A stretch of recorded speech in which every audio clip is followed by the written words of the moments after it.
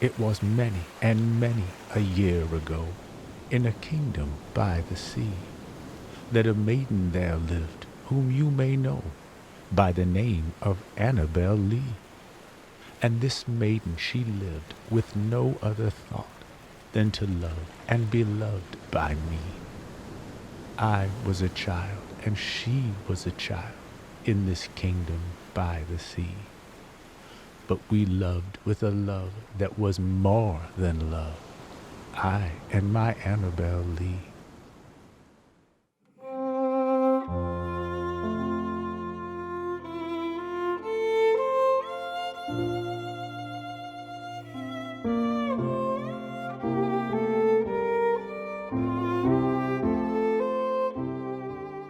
Edgar Allan Poe, one of America's most influential writers, was born on Thursday, the 19th of January, 1809, in a humble boarding house near Carver Street in Boston, Massachusetts. Both of his parents were actors. While on a business trip to Norfolk, Virginia, Poe's father, David, saw Eliza Arnold perform on stage, fell in love, and quickly joined her acting troupe. They soon married and would have 3 children: Henry, born in 1807, Edgar, the middle child, in 1809, and his sister Rosalie in 1810. His mother, Eliza Poe, played an astonishing 300 roles in her brief career, often to excellent reviews. One critic praised her interesting figure, her correct performance, and the accuracy with which she always commits her part, together with her sweetly melodious voice when she charms us with a song. His father, David Poe, was handsome, but not nearly as talented as his wife. He was often pilloried by theater critics. One early review said, "The lady was young and pretty, and evinced talent both as singer and actress. The gentleman was literally nothing."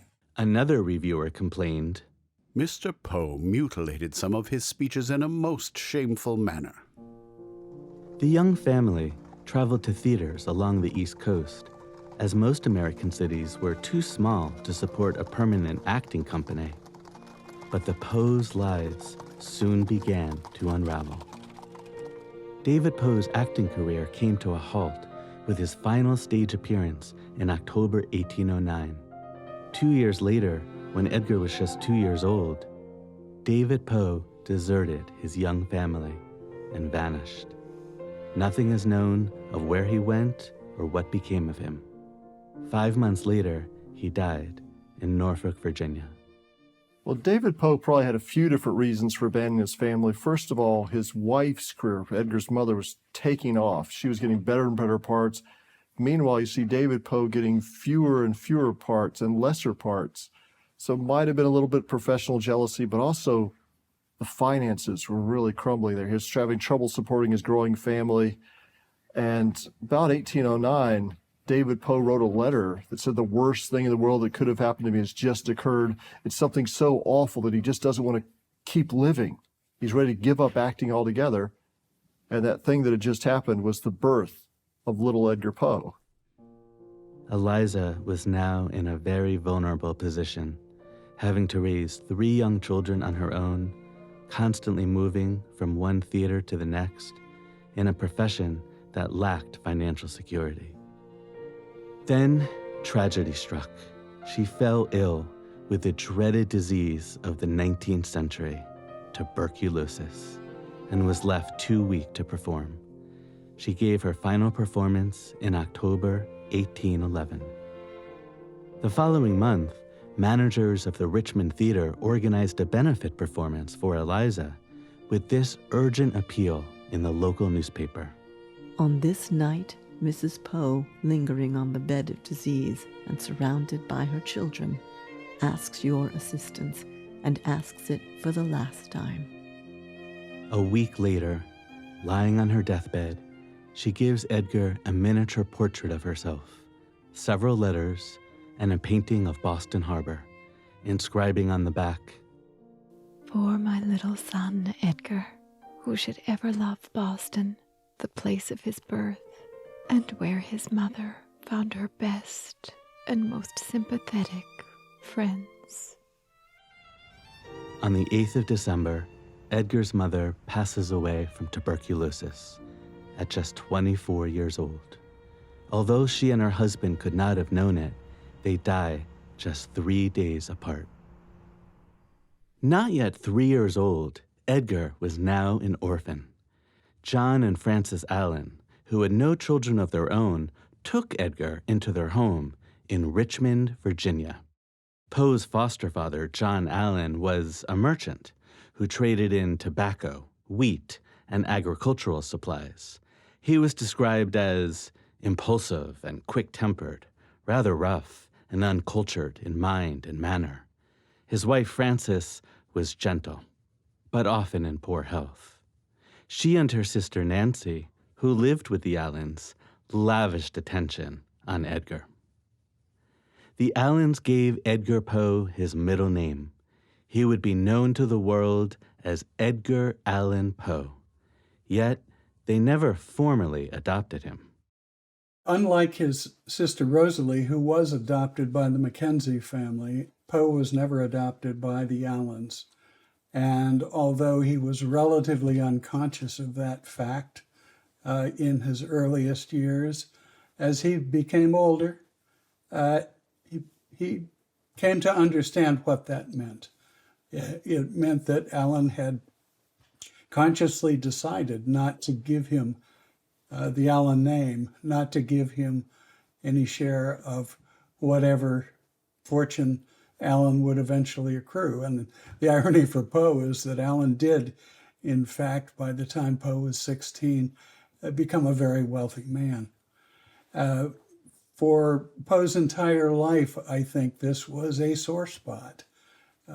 He wrote many tales in which he imagines the murder of an older man. And I can't help but think that that primal conflict with John Allen is at the very heart of it. Living with the Allens, Edgar's life changed dramatically. He was dressed in fine clothes, taken to fancy resorts, and was described as a, quote, lovely little fellow with dark curls and brilliant eyes, charming everyone by his childish grace, vivacity, and cleverness. He was sent to excellent schools and learned the ways of elegant society. John Allen was said to have alternated in spoiling and scolding him. On the 23rd of June, 1815, just 5 days after the Duke of Wellington defeated Napoleon in the Battle of Waterloo, John Allen and his family embarked on a 34-day ocean voyage to England to open a London branch of his mercantile business, Allen and Ellis. When Edgar was 9, he entered the Reverend Bransby's Manor House boarding school in the country village of Stoke Newington, about 4 miles north of London. When later asked about his famous pupil, Bransby declared, I liked the boy. Poor fellow, his parents spoiled him. He was intelligent, wayward, and willful. Edgar later recalled his school days in England as lonely and unhappy. Unfortunately, John Allen's business venture proved a failure. He and his family returned to Richmond in the summer of 1820. Having lived abroad for 5 years, when Edgar enters the academy run by Joseph Clark, he is more cosmopolitan than his peers. During his 3 years there, Edgar studies mathematics and learns to read the classic Greek and Roman writers. Clark later recalled, He had a sensitive and tender heart, and would strain every nerve to oblige a friend. At age 14, Edgar enters William Burke School. In those days, such schools were usually private academies, consisting of about 20 male students. There, he studies Greek and Latin, French and Italian, geography and grammar. So, what was Edgar Allan Poe like as a boy? One boyhood friend recalled that Edgar liked practical jokes, masquerades, and raiding orchards. The poets we think of the United States back then were lawyers or people with family money or the professors, but Poe's great dream was to be a poet somehow. His hero was a British poet, Lord Byron, the guy dressed all in black with wild curly black hair, had love affairs all over Europe, and Poe said, I want to be that guy. So he grew up acting like a young Lord Byron and sending love poetry to the girls in his sister's school. Apparently they really liked the poetry until they found he'd send everybody the same poem.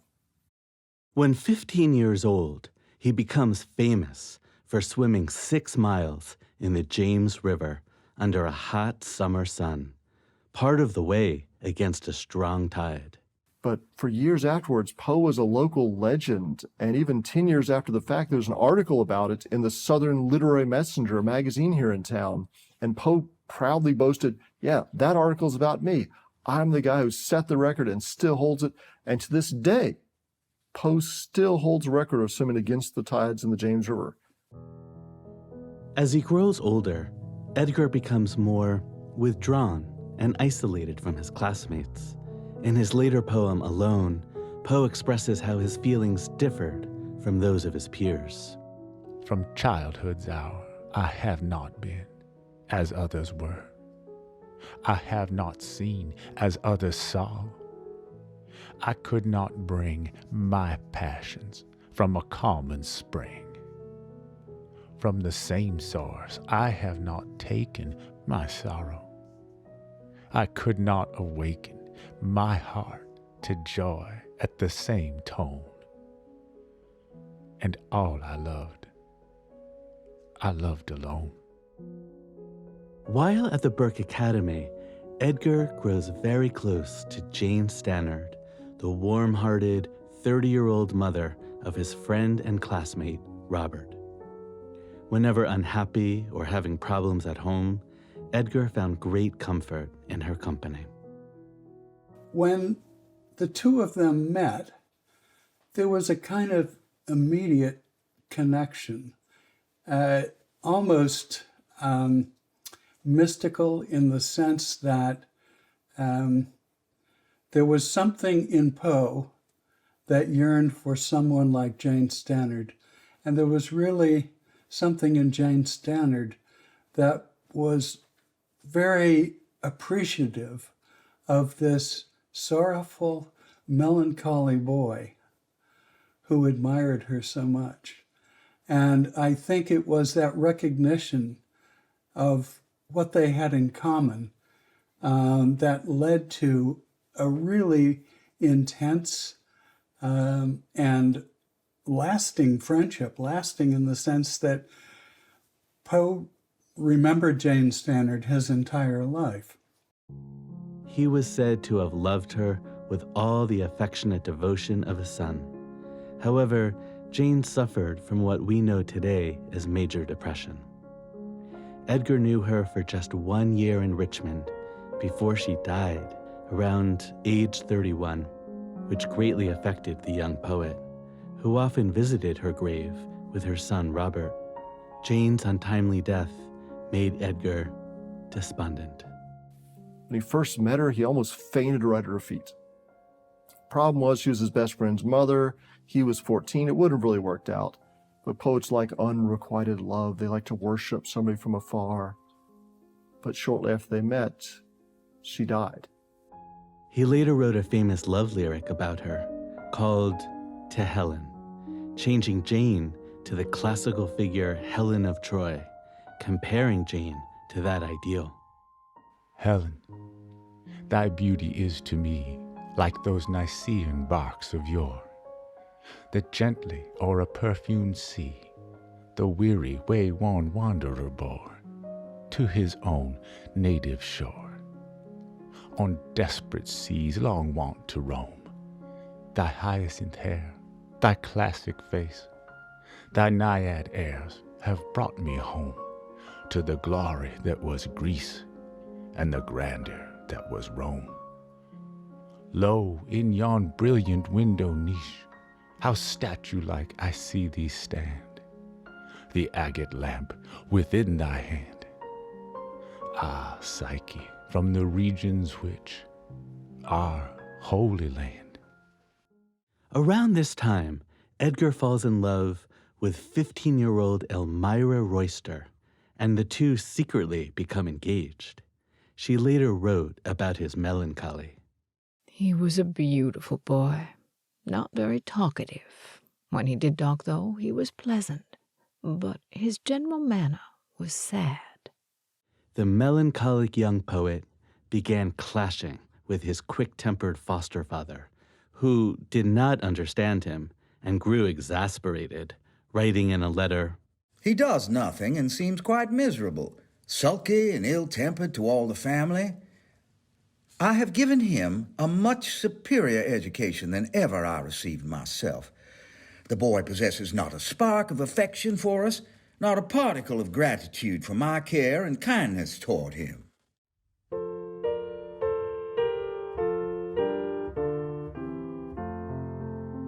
In February 1826, Edgar enters the University of Virginia at Charlottesville, which had just opened the year before. Thomas Jefferson, the first rector, founded the university, designed its buildings, and planned the curriculum.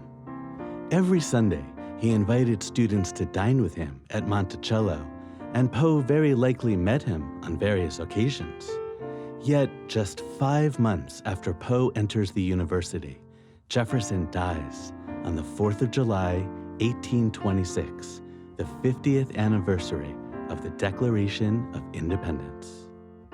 Jefferson wanted to model the university on principles of the Enlightenment, but in reality, it was a wild place. Fights, drinking, and gambling were rampant, and the college rules were ignored. Between 1825 and 1850, only 10% of its students completed the 3 years and graduated. Poe registered in the schools of ancient and modern languages, taking classes in Greek and Latin, French, Spanish, and Italian. If you ever felt nervous about taking a final exam, imagine being examined by 2 former U.S. presidents, including the father of the Constitution. In December 1826, Poe was examined for 3 hours by President James Madison, who had succeeded Jefferson as rector, and President James Monroe. Poe earned the highest honors in ancient and modern languages. While he excelled academically, Poe struggled financially. Although his foster father had inherited an enormous fortune from his uncle, making him one of the richest men in Virginia, he gave Poe insufficient funds to meet his expenses. So Poe turned to gambling to try to meet his costs. The problem was, he was an inept card player. He lost an enormous sum of money, greatly worsening his financial situation. John Allan refused to cover his debts, and in December, Poe was forced to quit the university.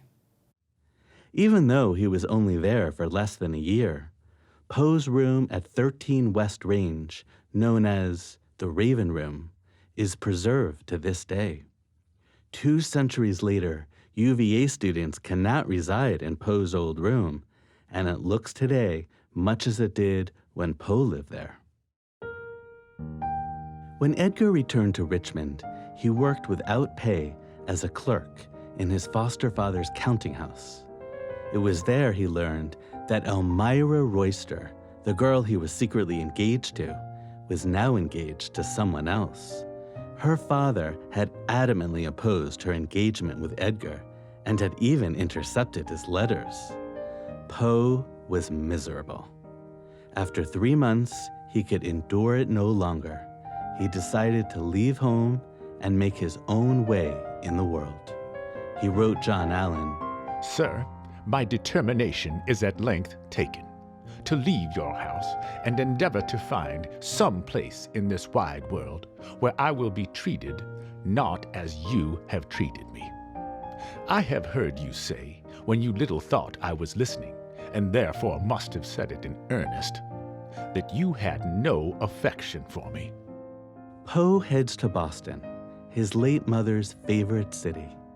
Cast out by his family and feeling adrift in the world with few prospects, he enlists for 5 years in the army as a private under the pseudonym Edgar A. Perry, presumably to dodge creditors.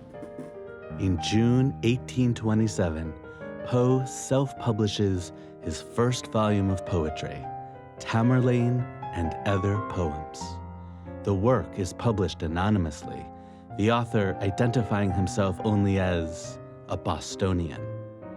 But it receives virtually no reviews or attention. Only 50 copies are printed, of which 12 have survived. Amazingly, this 40-page pamphlet, completely ignored when published, has become the most valuable work in American literature. He spends the first 6 months as a company clerk stationed at Fort Independence on Castle Island in Boston Harbor. By all accounts, he adjusts quite well to military life. After 6 months, Poe's battery is ordered to Fort Moultrie on Sullivan's Island in Charleston Harbor, South Carolina. I think the Army looked attractive to him. So he joined the Army, and he achieved the rank of Sergeant Major. He was called an artificer. He was the guy that created the gunpowder for the bombs, for the cannonballs. And that was a very dangerous but very important job, because when you would shoot off the cannon towards the enemy, you wanted to make sure the cannonball didn't explode in the cannon or on your side. So he created the gunpowder mixture to make sure that it went where it was supposed to go. A very important job. And he excelled in the Army. Sullivan's Island would be the setting for Poe's most popular short story, The Gold Bug, in which a man and his servant hunt for buried treasure. The Gold Bug directly influenced Robert Louis Stevenson's Treasure Island 4 decades later. Stevenson even credits Poe in his preface. The Gold Bug also popularizes cryptography, or secret writing, as the character decodes a cipher to locate the treasure. Poe helped popularize the use of cryptograms in fiction. In his story, The Gold Bug, he has the character who finds a piece of parchment with nothing on it. When he holds over a flame, reveals that written in invisible ink, there's a code. When he decodes the message, it gives him a series of clues he has to follow to find a buried treasure. So this is the plot of Da Vinci Code, National Treasure, even The Goonies. It all goes back to The Gold Bug. And it was a huge hit. It was Poe's most popular story during his lifetime, even adapted into a stage play while he is still alive. And people thought he was a genius for creating this new kind of story. Now, cryptograms have been around for a long time, usually used by the military. It was a great way to sneak messages across enemy lines. And remember, Poe was in the military, so this is probably where he learned about cryptography. Later in his career, Poe wrote a wildly popular newspaper column asking readers to send ciphers for him to decode. Many readers enthusiastically sent him all kinds of ciphers, which Poe unfailingly solved and published the answers in his column. William Friedman was widely considered the most preeminent cryptologist in U.S. history, who broke the Japanese purple cipher that helped the Allies defeat Japan in World War II. Friedman was introduced to cryptology by reading The Gold Bug as a boy. It is a curious fact that popular interest in this country in the subject of cryptography received its first stimulus from Edgar Allan Poe. Should a psychological test be made, the word cipher would doubtless bring for most laymen the immediate response Poe or the Gold Bug.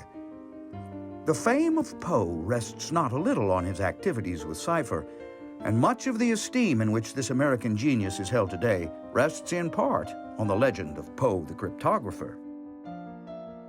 His wife, Elizabeth Smith Friedman, was also a brilliant cryptanalyst who successfully deciphered many enemy codes during both world wars, saving countless lives.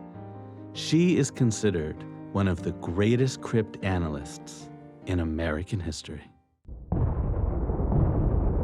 Living on the dreary Sullivan Island for 18 months with poor pay and no chance of advancement to the officer rank, Poe realizes he is at a dead end and attempts to leave the army. He eventually finds a substitute to fulfill his enlistment and leaves the army in April 1829 with an eye toward attending West Point. He decided that the army was not for him. And he did what many people did in that time period. You could buy your way out by finding someone who would take your place, and you would pay that person some money to do that. And that's what he did. When Edgar is just 20 years old, his beloved foster mother, Frances Allen, dies at age 44 after a lingering and painful illness. She was the only source of genuine love and affection in his life to that point, and she supported his artistic ambitions. His sorrow for the death of all those who loved him is reflected in his later poem, The Conqueror Worm. Out, out are the lights, out all. And over each quivering form, the curtain of funeral pall comes down with the rush of a storm. And the angels, all pallid and wan, uprising, unveiling, affirm that the play is the tragedy man, and its hero, the conqueror worm.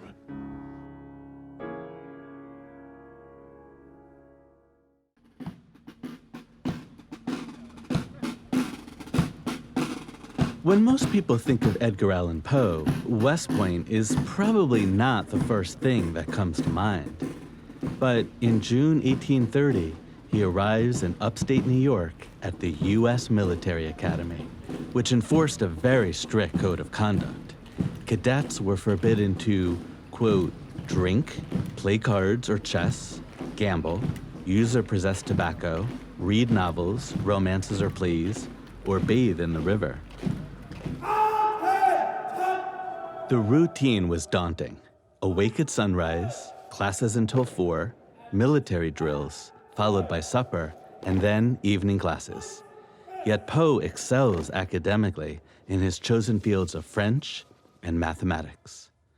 For a while, Edgar thrives under that regime, just as he had under the discipline of army life. His fellow cadets took delight in his mocking verses about their West Point instructors. In spite of John Allen being one of the richest men in Virginia, thanks mostly to an inheritance, he barely supports Poe while at West Point, making life there even more difficult. As Poe complained in a letter back home, "You sent me to West Point like a beggar. The same difficulties are threatening me as before at Charlottesville, and I must resign." More painful was that John Allen remarries, starts another family, and basically shuts Poe out of his life. Feeling disillusioned, Poe decides to leave the academy. He deliberately flouts the rules. He skips classes. He disobeys orders. He fails to participate in the drills. On the 28th of January, a general court-martial is convened. Edgar pleads guilty to all but one charge and declines to offer any defense. He is found guilty on all charges and is dismissed from West Point.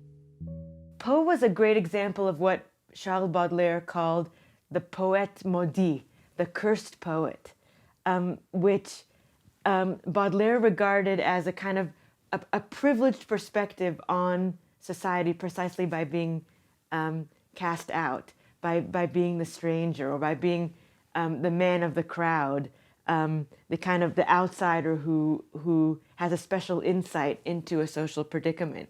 And I think that Poe's own experience of really intense rejection and dispossession, in a way, was very important for the kind of poetic and literary perspective that he was so famous for, which is the perspective of the outsider. Set adrift in the world, without direction, without career prospects, without close friends, and shut out by his foster family, Poe decides to relocate to Baltimore. There, where his cousins lived, he would seek a new life for himself.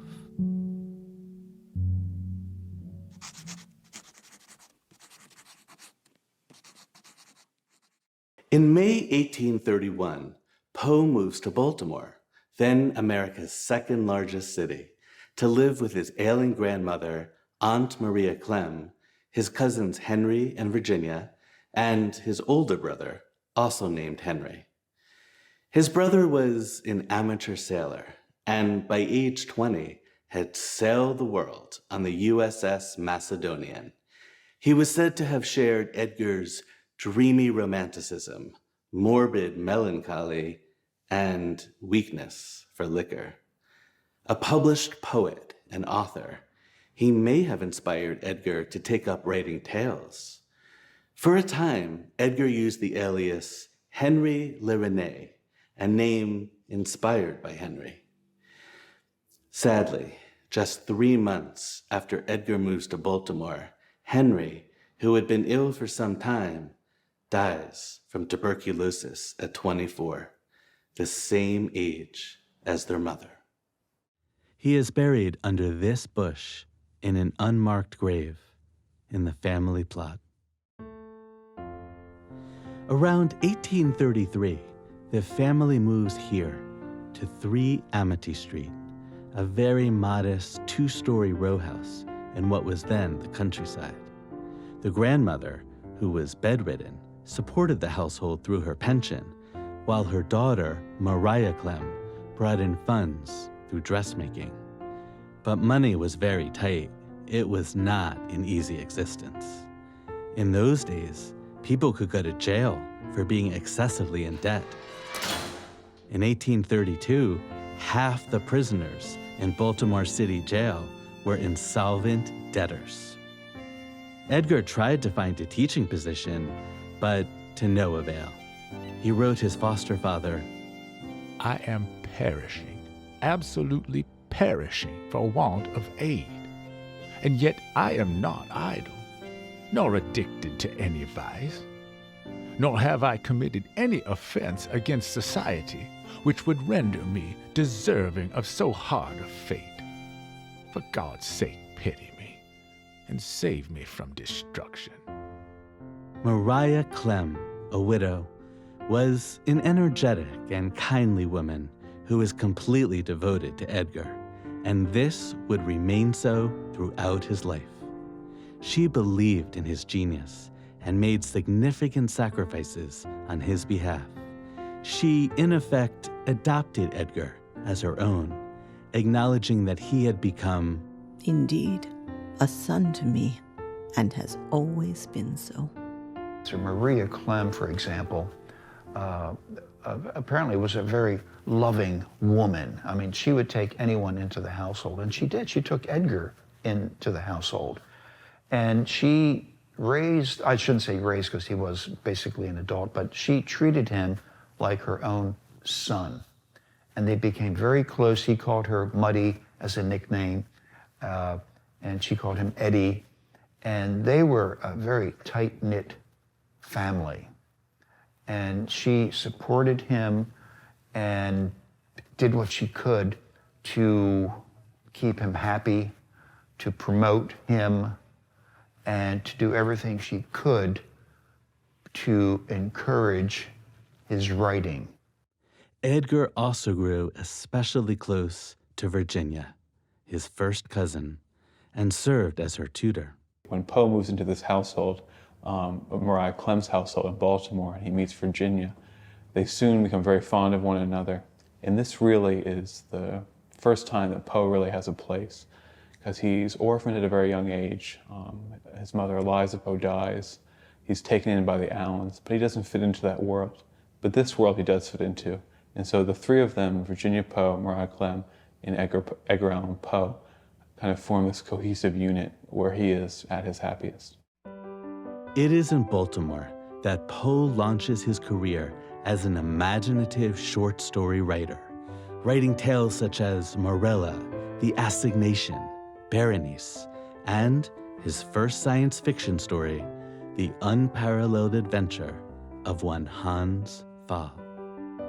But what made Poe turn to short story writing? He may have been partly inspired by his older brother Henry's works, and Poe had a keen understanding of what the public wanted.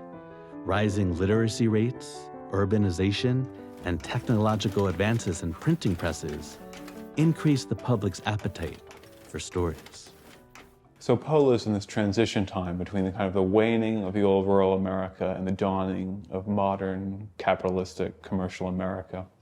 And just like in Europe during Gutenberg's time when the printing press is invented, you have this kind of explosion of periodicals. Edgar's room was likely on the top floor. This was where he wrote some of his earliest short stories, including MS Found in a Bottle, that is, manuscript found in a bottle, that wins a $50 prize in a literary contest given by the Baltimore Saturday Visitor. Published in 1833, this story launches Poe's literary career. The award also offers Poe much-needed validation that he had talent and could devote his life to his craft. You know, for someone who is struggling and wondering, what am I doing? Poetry, short stories, and to win such a prestigious award, he must have thought, this is it. This is what I want to do. And yes, he probably thought, I am a good writer, and this prize proves it. Here are these reputable judges, you know, telling me that you won the best story. MS Found in a Bottle is a shipwreck story that begins, "Of my country and my family I have little to say.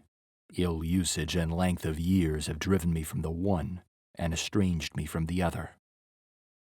Estranged from family and country, the unnamed narrator embarks as a passenger on a cargo ship from Batavia, now Jakarta, Indonesia. Days into the voyage, the ship is hit by a violent storm that capsizes the vessel and throws everyone overboard, except the narrator and an old Swede. "In the next instant, a wilderness of foam hurled us upon our beam ends, and rushing over us fore and aft, swept the entire decks from stern to stern. By what miracle I escaped destruction, it is impossible to say. After a while, I heard the voice of an old Swede, who had shipped with us at the moment of our leaving port. We soon discovered that we were the sole survivors of the accident." Driven south by the storm, the narrator's ship collides with a gigantic black galleon, and the narrator is thrown onto its rigging. Once aboard, he hides, but soon discovers the aged crew is unable to see him. They all bore about them the marks of hoary old age. Their voices were low, tremulous, and broken. Their eyes glistened with the rheum of years, and their gray hair streamed terribly in the tempest. The ship drifts toward Antarctica, where it becomes caught in a vast whirlpool and goes down. In March 1834, Edgar's foster father passes away in Richmond, a very wealthy man. He owned 8 houses with shares in gold mines and banks. But Edgar does not receive 1 cent. The following year, Poe's luck finally turns. Through a mutual friend, he is introduced to Thomas Willis White, the owner and editor of the Southern Literary Messenger, a monthly magazine published in Richmond. Poe soon submits short stories, poems, and reviews that White publishes in The Messenger. White is somewhat taken aback by the bizarre nature of some of Poe's tales. Edgar writes him, "But whether the articles of which I speak are or are not in bad taste is little to the purpose. To be appreciated, you must be read, and these things are invariably sought after with avidity." White is impressed with Poe's writing and advice as to how to grow the magazine, and offers him a position. In early August 1835, Poe decamps to Richmond to launch a new chapter in his literary career.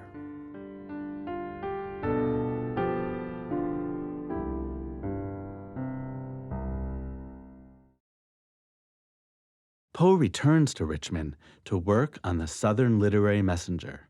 He proofreads articles, manages the correspondence, and writes the critical notes, all for a modest $15 per week. He soon becomes lonely in Richmond. Separated from Maria Clem and her daughter Virginia, he receives word that his wealthy cousin Nielsen Poe invited Virginia to live with him and his family. Nielsen offered to educate Virginia, give her a comfortable life, and be her guardian. He writes a deeply personal letter, imploring them to rebuff Nielsen's offer. "My dearest auntie, I am blinded with tears while writing this letter. I have no wish to live another hour. Amid sorrow and the deepest anxiety your letter reached, and you well know how little I am able to bear up under the pressure of grief. My last, my only hold on life is cruelly torn away. I have no desire to live, and will not. I love, you know I love Virginia, passionately, devotedly. I cannot express in words the fervent devotion I feel towards my dear little cousin, my own darling. It is useless to disguise the truth that when Virginia goes with Nielsen Poe, that I shall never behold her again. That is absolutely sure. Pity me, my dear auntie, pity me. I have no one now to fly to. I am among strangers, and my wretchedness is more than I can bear. For Virginia, my love, my own sweetest sissy, my darling little wifey, think well before you break the heart of your cousin Eddie." Moved by his pleas, the Clem sacrificed material prospects and soon moved to Richmond. In the fall of 1835, Edgar, Maria, and Virginia lived together in a boarding house on Capitol Square. In December, Poe becomes editor of the Southern Literary Messenger. If Baltimore was where Poe became a short story writer, Richmond was where he became a magazine editor and critic. He soon achieves fame, or infamy, for his cutting but insightful literary reviews. Most critics in Poe's day engaged in what was called puffing. They would lavish praise on mediocre literary works when they hardly deserved it. Part of the reason was to establish America, not just Europe, as a home of great writers. But Poe refused to go along. He announced it his mission to reform the national habit of coddling mediocre American writers. In fact, we are now strong enough in our own resources. We have at length arrived at that epoch when our literature may and must stand on its own merits, or fall through its own defects. Poe was fundamentally and temperamentally against the practice of puffing. He was critical of those who puffed so flagrantly and made fun of them in many ways.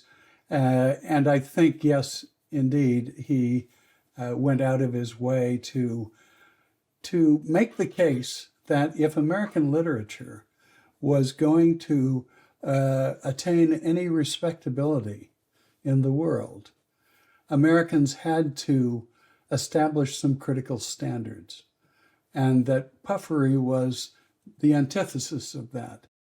And he didn't mince his words. Writing his reviews on this desk, he called the work Ups and Downs a public imposition. It should have been printed among the quack advertisements.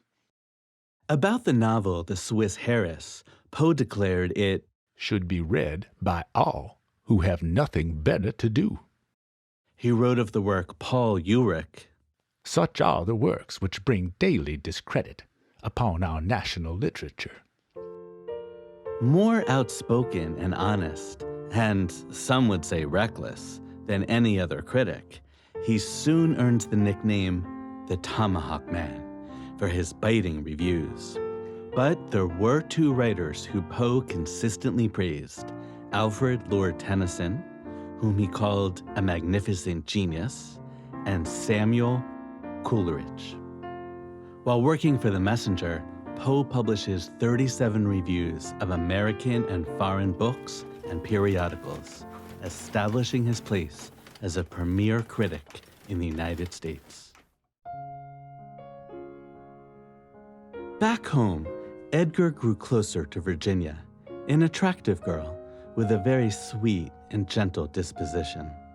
One friend noted, he devoted a large part of his salary to Virginia's education, and she was instructed in every elegant accomplishment at his expense. He himself became her tutor at another time. I remember once finding him engaged on a certain Sunday in giving Virginia lessons in algebra. Everyone who saw her was won by her. Poe was very proud and very fond of her, and used to delight in the round, childlike face and plump little figure, and she in turn idolized him. She had a voice of wonderful sweetness and was an exquisite singer, and in some of their more prosperous days she had her harp and piano. At home, the character of Edgar Poe appeared in its most beautiful light. Playful, affectionate, witty, for all who came, a kind word, a pleasant smile, a graceful and courteous attention. And they would say they never saw so much love in that small household between Edgar and Virginia. He would dote on her, she would dote on him, and so much love in that household.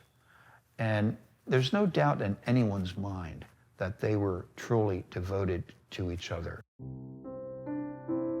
On the 16th of May, 1836, the 27-year-old Poe married his cousin Virginia in a simple ceremony at their boarding house.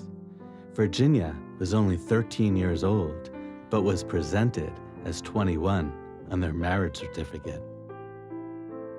The couple spent their honeymoon in Petersburg, Virginia, staying on the second floor of this house. His nickname for her was Sissy. He thought of her like a little kid's sister. There's one letter he writes her, calls her my little sissy, my darling cousin, and my little wifey. So at first, it probably was a platonic marriage. It was maybe a marriage out of convenience, maybe something that the mother-in-law had something to do with arranging, although he genuinely adored her, maybe at first as a kid's sister. And when she did get older, he made sure that she had piano instructors, even a harp instructor, made sure that she had tutors. She apparently was very excellent at speaking Italian. So it seems like a seemingly happy home life, even though they always struggle with poverty.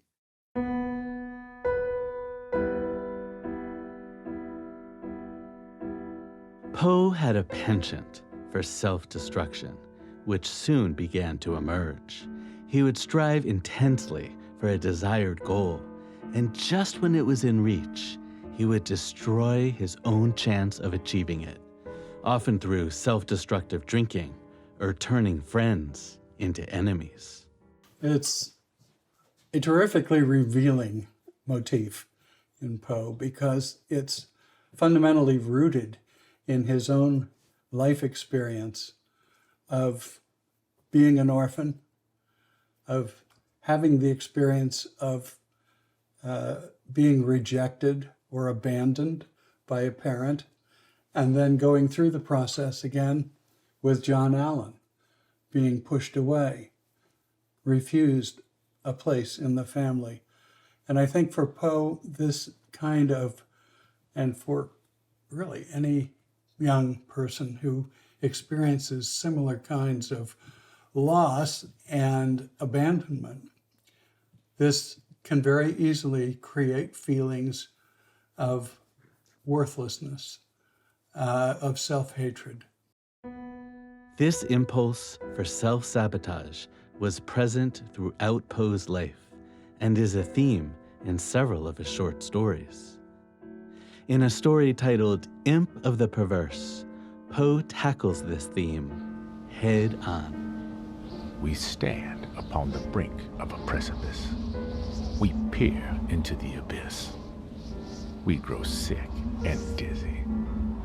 Our first impulse is to shrink from the danger. Unaccountably, we remain. A thought, one which chills the very marrow of our bones with the fierceness of the delight of its horror. It is merely the idea of what would be our sensations during the sweeping precipitancy of a fall from such a height. Examine these similar actions. We shall find them resulting solely from the spirit of the perverse. We perpetuate them merely because we feel that we should not. In the story The Black Cat, the narrator also experiences the imp of the perverse. Pluto, this was the cat's name, was my favorite pet and playmate. I alone fed him, and he attended me whenever I went about the house. It was even with difficulty that I could prevent him from following me through the streets. Our friendship lasted in this manner for several years, during which my general temperament and character, through the instrumentality of the fiend Intemperance, had, I blush to confess it, experienced a radical alteration for the worse. I grew, day by day, more moody, more irritable, more regardless of the feelings of others. And then came, as if to my final and irrevocable overthrow, the spirit of perverseness. Of this spirit, philosophy takes no account, yet I am not more sure that my soul lives than I am that perverseness is one of the primitive impulses of the human heart. Who has not 100 times found himself committing a vile or a silly action for no other reason than because he knows he should not? This spirit of perverseness, I say, came to my final overthrow. One morning, in cold blood, I slipped a noose about its neck and hung it to the limb of a tree. Hung it with the tears streaming from my eyes and with the bitterest remorse at my heart. I think Poe in the 1830s is already doing what would take much, much longer to be recognized as stream of consciousness writing in the 20th century with Joyce or Woolf, or even back in the late 19th century with Dostoevsky. Poe is a very important kind of under-acknowledged precursor for all of this experimentation where mental associations themselves become the object of representation in a way. So a lot of his crazy narrators who are so swept up in their own kind of mental preoccupations, artistically, that was very experimental for Poe to be focusing on. Perhaps weighed down by heavy financial burdens and an overbearing owner, Poe's own imp of the perverse emerges, and he begins to self-destructively drink. Well, Poe had an extreme intolerance of alcohol. They say that after a glass of wine, he gets staggering drunk. It seems to be a hereditary problem because his sister, they say after just a thimbleful of whiskey, she was staggering drunk, be sick for days afterwards. The Poe family seems to have had some kind of hereditary intolerance of alcohol, which they describe as a family curse. They didn't really have a word for alcoholism back then, really understand the concept, but Poe's friends said that, sure, if he'd go to a party, he'd try to avoid the alcohol, but if he just had a single drink, he became a completely different person. He'd embarrass himself, he'd alienate friends, and then he'd be just sick for days afterwards.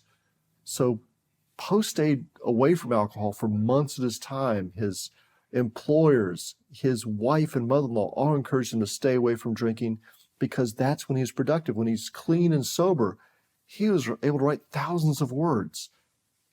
But when he had something to drink, he was bedridden. As Poe begins drinking again, many arguments ensue with his boss. White soon dismisses him from the Messenger. Poe likely had mixed feelings leaving the magazine. He resolved to make a brand new start of it in the upcoming year. He would move his family to the largest city in America.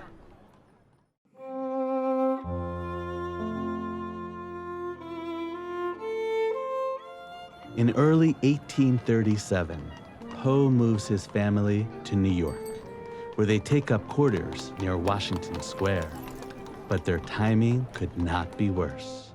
In May, as Queen Victoria ascends to the throne in England, the Great Panic of 1837 begins, leading to one of the worst depressions in American history.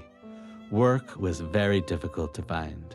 The family had to survive on Poe's occasional publications and taking in boarders. The family was destitute, often living on bread and molasses for weeks at a time. Yet, they seemed happy to outsiders, as they were a very close-knit trio. It was at this time Edgar falls ill and is treated at the nearby Northern Dispensary on Waverly Place in Greenwich Village. The building still stands today. While in New York, Poe completes his only finished novel, The Narrative of Arthur Gordon Pym of Nantucket, about a young man who stows away aboard a whaling ship called the Grampus. He experiences myriad adventures and misadventures, mutiny, shipwreck, and cannibalism among them, before the crew of another ship rescues him. It's a very interesting tale. It's inspired by Poe's brother, Henry, who had been a sailor and had traveled the world. And Poe's, Henry's stories kind of inspire this, and Poe's own, of course, creative genius. Starting out as a somewhat conventional adventure at sea, the novel becomes increasingly strange and difficult to classify, with one critic calling it, quote, one of the most elusive major texts of American literature. The novel addresses one of Poe's recurring themes, man's unconscious desire for destruction. To lend authenticity to this tale, Poe draws from contemporary travel journals and real-life accounts of sea voyages, as well as his own experiences at sea. Critics generally disliked the work, finding it disjointed. Poe himself later disavowed it, calling it a very silly book. Still, the novel has made somewhat of a comeback. In 2013, the UK Guardian cited it as the 10th best novel written in English. The novel later influenced Herman Melville's whaling epic, Moby Dick. I agree with Melville that failures can be great works of art. And I think in this narrative, Poe achieved more than he expected to. And the effects that he creates continue to entice us into this very tangled narrative that seems to operate on so many different levels. Unfortunately, economic conditions do not improve, and in the summer of 1838, Poe is forced to move his family to Philadelphia, then the publishing capital of the country, to seek better opportunities. It is here that he will enter the most productive and brilliant period of his literary career.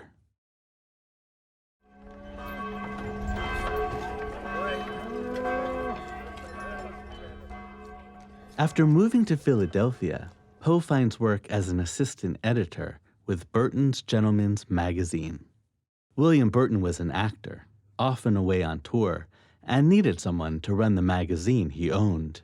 Burton offers to pay Poe a woeful $10 per week for what he claims will be 2 hours of work per day. Of course, the actual editorial job takes far longer, and Poe is exploited. Burton also disapproves of Poe's biting literary reviews and does not permit him to edit the magazine. Needless to say, Poe is quite unhappy with the arrangement. It is during this time that he pens one of his most mysterious and brilliant short stories, The Fall of the House of Usher. The tale opens with the narrator approaching the House of Usher on horseback, feeling the weight of the mansion's gloominess. During the whole of a dull, dark, and soundless day in the autumn of the year, when the clouds hung oppressively low in the heavens, I had been passing alone on horseback through a singularly dreary tract of country, and at length found myself, as the shades of the evening drew on, within view of the melancholy house of Usher. I know not how it was, but with the first glimpse of the building, a sense of insufferable gloom pervaded my spirit. One theme the story explores is how the fate of the crumbling mansion, with its eye-like windows and dour landscape, is intertwined with the two troubled proprietors residing in it. The narrator had recently received a letter from his friend Roderick Usher complaining of an illness and finds him in an oppressed state. I felt that I breathed an atmosphere of sorrow. An air of stern, deep, and irredeemable gloom hung over and pervaded all. He suffered much from a morbid acuteness of the senses.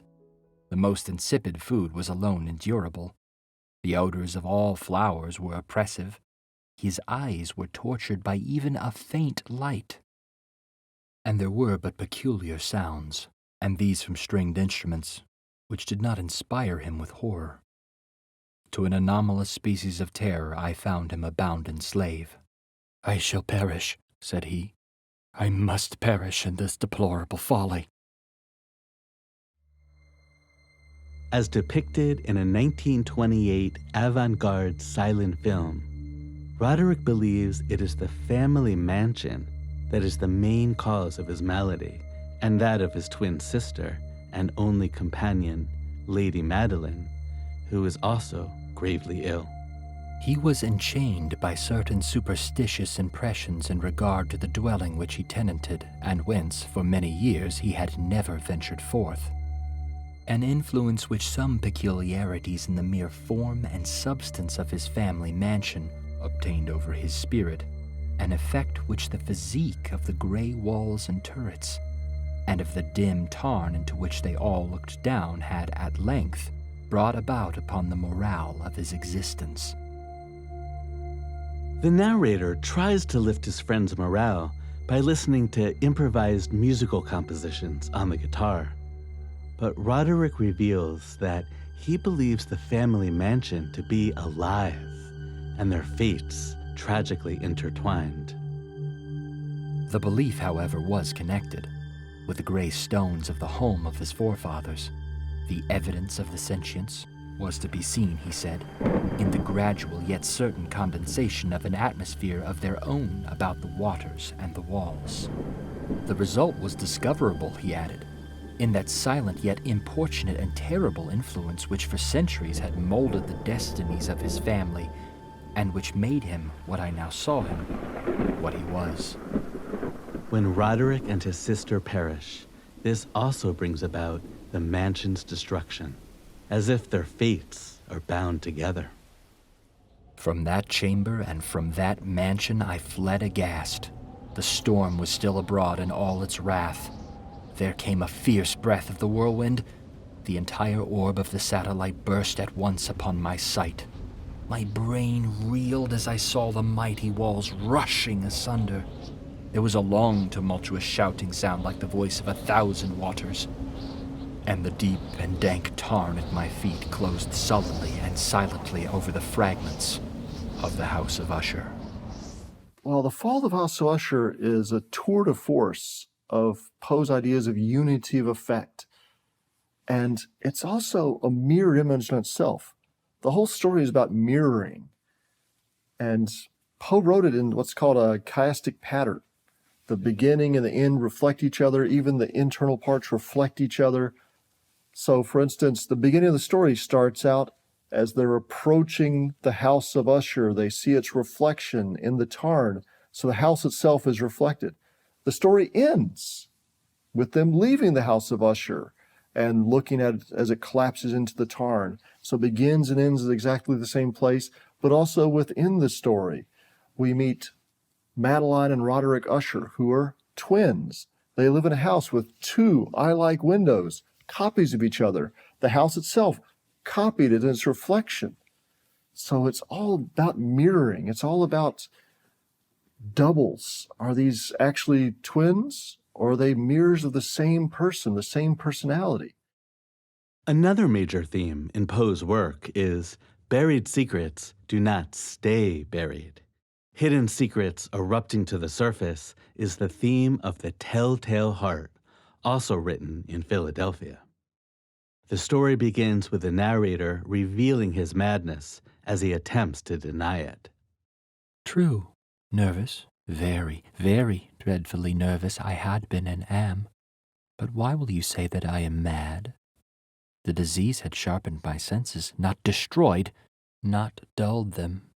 Above all was the sense of hearing acute. The mad narrator describes his obsession in killing the old man, as conveyed in this 1928 experimental silent film. It is impossible to say how first the idea entered my brain, but once conceived, it haunted me day and night. I loved the old man. He had never wronged me. He had never given me insult. For his gold I had no desire. I think it was his eye. Yes, it was this. He had the eye of a vulture, a pale blue eye with a film over it. Whenever it fell upon me, my blood ran cold, and so by degrees, very gradually, I made up my mind to take the life of the old man and thus rid myself of the eye forever. The narrator describes how he murders and buries the old man under the floorboards. But when police officers arrive to search his home, he cannot hide his crime. So tormented is he by the increasingly loud sounds in his ears of a beating heart. No doubt now I grew very pale, but I talked more fluently and with a heightened voice. Yet the sound increased, and what could I do? It was a low, dull, quick sound, much such a sound as a watch makes when enveloped in cotton. I gasped for breath, but the noise steadily increased. I arose and argued about trifles in a high key with violent gesticulations, but the noise steadily increased. Why would they not be gone? Oh, God! What could I do? I foamed. I raved. I swore. Villains! I shrieked. Dissemble no more. I admit the deed. Tear up the planks. Here! Here! It is the beating of his hideous heart. Poe's narrator may be showing us a certain situation or scenario, but the real subject of the tale, in a way, is the narrator's perspective itself. So that focus on the narrator's perspective or point of view will go into, in the 20th century, stream of consciousness writers like Joyce, where the thought process is the interesting thing. The Telltale Heart was one of the most extraordinary stories that Poe ever wrote. And it really sets him apart in many ways. It was not the first story in which Poe used an unreliable narrator, but it's probably the most spectacular. If we think about the way that horror stories now are related through cameras and film, it's a story that's told from the point of view of the killer, and we see closing in on the victim. The viewer is seeing from the killer's perspective.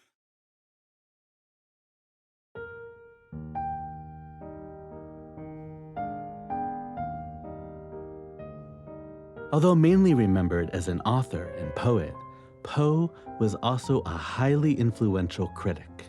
He was the first American writer to produce important literary criticism. His literary theories on what makes the short story or prose tale effective and powerful help shape the conventions of the emerging genre.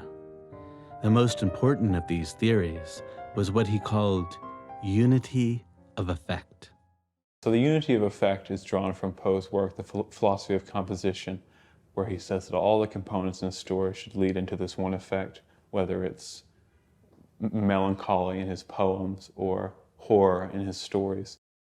But this unity of effect can only be achieved if the work can be read in one sitting, or else the effect is lost. In the brief tale, the author is enabled to carry out the fullness of his intention, be what it may.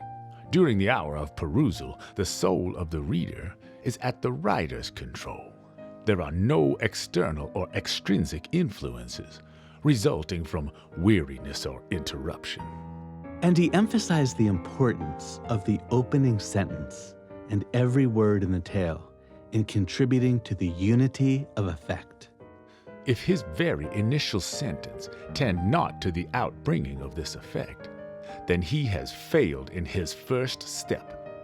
In the whole composition, there should be no word written of which the tendency is not to the one pre-established design. And by such means, with care and skill, a picture is at length painted, which leaves in the mind of him who contemplates it with a kindred art a sense of the fullest satisfaction.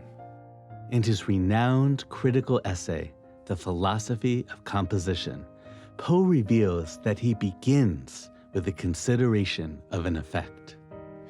Keeping originality always in view, I say to myself in the first place, of the innumerable effects or impressions of which the heart, the intellect, or the soul is susceptible, what one shall I, on the present occasion, select?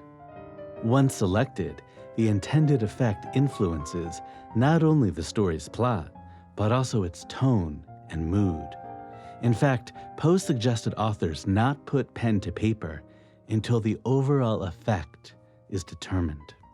There are so many writers today who have been influenced by Poe, directly or indirectly, that it's almost hard to see how pervasive that impact has been. But Poe was one of the first to recognize that from a technical perspective, a great short story is harder to write than a great novel because the lines on the court are much tighter. You have to be very precise. You have to know exactly what you're doing from the get-go. Whereas, as Poe knew from writing Arthur Gordon Pym, you kind of figure it out as you go. Meanwhile, things were going poorly at Burton's magazine. Poe was understandably resentful that although the magazine was bringing in $4,000 a year, he earned but a small fraction of it, despite doing most of the work. Even worse, he felt Burton mistreated him. Poe's lifelong ambition, which he had since his days in Baltimore years before, was to establish his own literary magazine that would publish outstanding literature and raise the literary standards in America. He also craved the freedom to speak his mind and gain financial security. Sensing an opportunity, Poe draws up a prospectus for his proposed Pen magazine to attract financial backers. But when Burton finds out, he fires Poe on the spot. Unfortunately, Poe falls very ill during this time.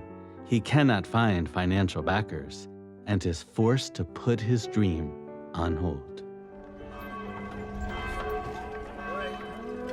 Around the time William Henry Harrison is inaugurated as President of the United States in 1841, Poe begins work as editor of Graham's Magazine, owned by the Philadelphia lawyer and publisher George Graham.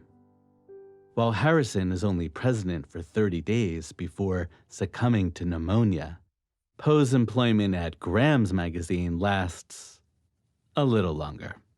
He receives $800 per year and enjoys far better working conditions. It was at this time that Poe writes a story that changes the history of world literature, a story whose impact is still widely felt in novels, movies, and television to this day.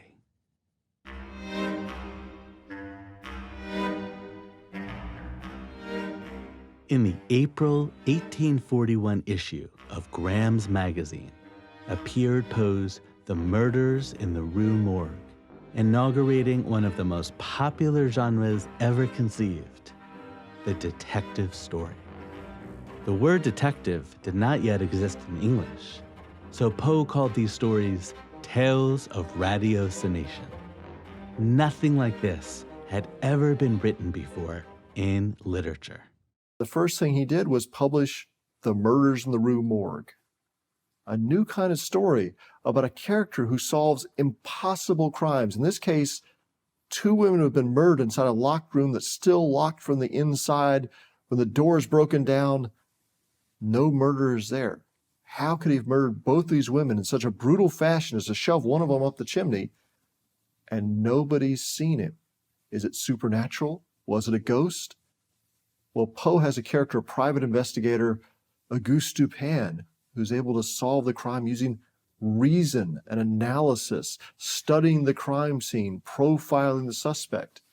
And this became the first detective story. A whole new literary genre. Poe became the first American to invent a new literary genre. Residing in Paris during the spring and part of the summer of 18, I there became acquainted with Monsieur C. Auguste Dupin. Our first meeting was at an obscure library in the Rue Montmartre, where the accident of our both being in search of the same very rare and very remarkable volume brought us into closer communion. We saw each other again and again. I was astonished at the vast extent of his reading, and above all, I felt my soul enkindled within me by the wild fervor and the vivid freshness of his imagination. It was at length arranged that we should live together during my stay in the city. Our seclusion was perfect. We admitted no visitors. Indeed, the locality of our retirement had been kept a secret from my own former associates, and it had been many years since Dupin had ceased to know or be known in Paris. We existed within ourselves alone. Then we sallied forth into the streets, arm in arm, continuing the topics of the day, or roaming far and wide until a late hour, seeking amid the wild lights and shadows of the populous city that infinity of mental excitement which quiet observation can afford. Their seclusion is broken when they read a newspaper account of a baffling double murder. A mother and daughter have been found dead at their residence in the Rue Morgue. The mother was found with broken bones and her throat deeply cut, while the daughter was found strangled to death and stuffed upside down in a chimney. The murders occurred in a fourth-floor apartment that was locked from the inside. Like Dupin and the narrator, the women lived in an extremely retired life, seeing almost no one.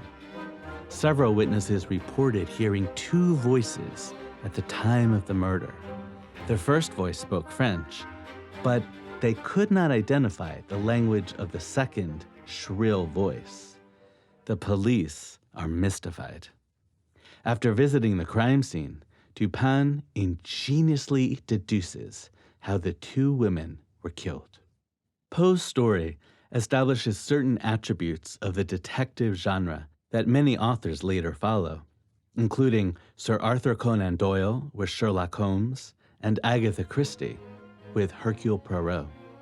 The detective as a detached, gentlemanly amateur not associated with the police.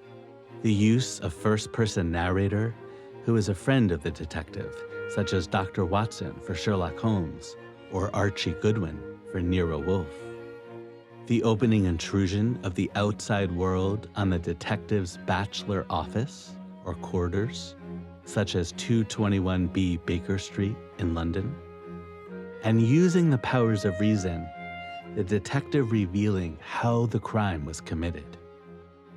So indebted to Poe was Conan Doyle that he wrote, "Where was the detective story until Poe breathed the breath of life into it?" Doyle also called Poe's detective stories a model for all time. In fact, in Doyle's very first novel, A Study in Scarlet, Watson remarks to Sherlock Holmes, "You remind me of Edgar Allan Poe's Dupin. I had no idea that such individuals did exist outside of stories." But what may account for the detective novel being conceived at this particular time? It's a confluence or a convergence of cultural factors. One of them is the growth of cities, the creation of urban cultures, the fascination with urban types. Baudelaire became fascinated with the flaneur, the city walker, somebody who studies people in the streets. This is also historically the time at which many of the great cities of the world began to found police forces. Poe soon wrote a sequel, The Mystery of Marie Roget, in which C. Auguste Dupin returns to solve the murder of a Parisian girl whose body was found floating in the Seine. He closely based this tale on a real-life sensational case of the time, the slaying of Mary Rogers, a beautiful 20-year-old cigar girl in New York whose body was found floating in the Hudson River. Although not as well received, this was the first detective story based on a real, true crime. Many television series, including the long-running program Law and Order, with its adapted from the headlines format, follow in the tradition pioneered by Poe. Poe considered his third and final tale of ratiocination, The Purloined Letter, to be his best. In this story, the detective C. Auguste Dupin and the narrator are secluded in their Parisian quarters, discussing famous cases when a prefect of the police visits. He requests their assistance in recovering a letter from the French queen, stolen by one of her ministers. The police cannot locate the stolen letter that contains information damaging to her reputation, but Dupin ingeniously solves the case, discovering the stolen letter hiding in plain sight at the minister's residence. In this story, Dupin smokes a pipe, an attribute that Conan Doyle adopts for Sherlock Holmes. And Poe develops the rapport between Dupin and his friend that would be echoed in many detective partnerships through the years. With these three tales of ratiocination, Poe firmly establishes the conventions of the detective story. Although he could not have known it at the time, his place in literary history was assured.